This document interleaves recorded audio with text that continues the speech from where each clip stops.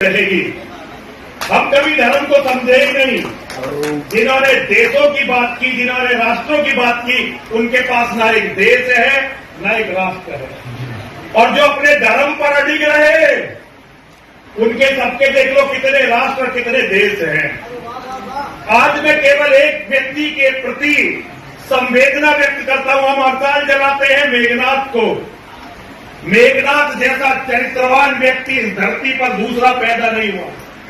हम हड़ताल जलाते हैं कुंभकर्ण को। कुंभकर्ण जैसा वैज्ञानिक योद्धा इस धरती पर पैदा नहीं हुआ। कुंभकर्ण के बाद इतना चरित्रवान व्यक्ति। और उनकी गलती क्या थी? रावण ने एक छोटा सा अपराध किया और आज लाखों साल हो गए हम रावण को जला रहे हैं। अब तो ऐसे ऐसे अपराधी, भैया कोई रिकॉर्ड कर रहा है या नहीं कर रहा? वायरल करना है इसे। अब तो ऐसे ऐसे अपराधी पैदा हो गए हैं जिनके सामने रावण का कोई अस्तित्व नहीं है। अगर आज जलाना है, मैं सारे हिंदुओं का इस मंच से आह्वान करना चाहता हूं, यदि आप जलाना चाहते हैं हर दशहरे पर, तो अब तो मोहम्मद को जलाइए।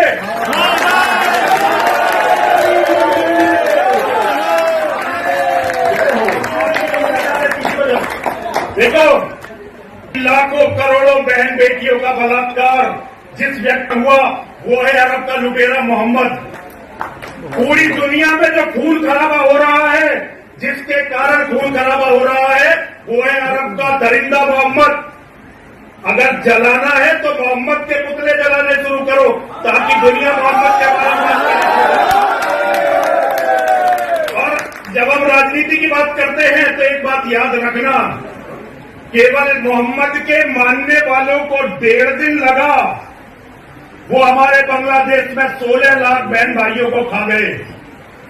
हो सकता है आप में से बहुत सारे लोग उन्हें बहन भाई ना मानते हो, लेकिन नरसिंहानंद जिसने अपना पूरा जीवन आपसे हिंदुओं से भीख मांगकर खाने में लगाया, वो नरसिंहानंद अच्छी तरह से जानता है कि दुनिया में जहां भी हिंदू है वो मेरा भाई है, मेरी बहन है।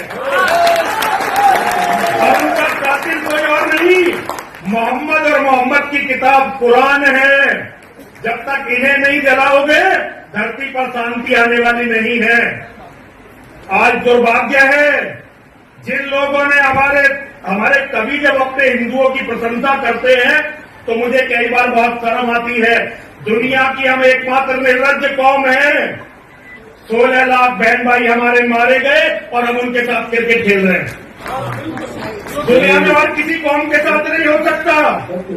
इजराइल 7 अक्टूबर 2023 एक घटना हुई, मोहम्मद के चेले इजराइल में घुसे और देखो उनका हवन अब तक याद चल रहा है, उनका तर्पण अब तक चल रहा है।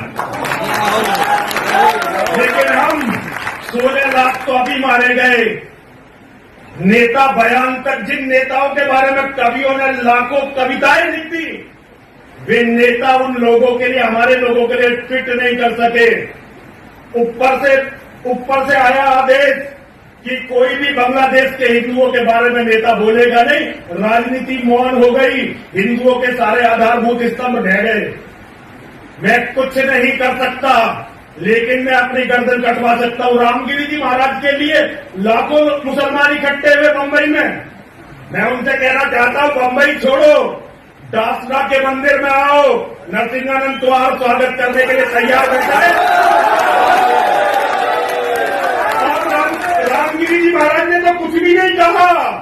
जो मोहम्मद के बारे में मैं तुम्हें बताने वाला हूं, पाकिस्तान का मौलाना तारिक मसूद खुलेआम कहता था कि मोहम्मद के बारे में यदि गुस्ताखी की बात सुनो तो गर्दन काट दो। अब अपनी गर्दन बचाने के लिए घूम रहा है। लेकिन अनिल भाभी जी, मैं आपका गुरु, वेद में तुम्हारा गुरु। कल को याद रखना कि इजराइल ने लड़ाई लड़ी थी युद्ध के रूप में, लेकिन वैचारिक युद्ध कहीं से शुरू हुआ तो वो डासना के देवी मंदिर से शुरू हुआ। वो कुछ लोगों को मारेंगे और हम धरती से मोहम्मद की विचारधारा को मिटाकर मानेंगे। मां और महादेव हमें शक्ति दे। और मैं अपने कवियों से ये प्रार्थना करना चाहता हूं, केवल यहां की बात नहीं है, जहां भी जाओ तो ये मान के जाना धर्म से बड़ा कुछ नहीं होता।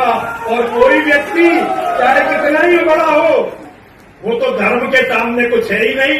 व्यवधान के लिए अली जी तुम्हारी इच्छा पूरी कर दी?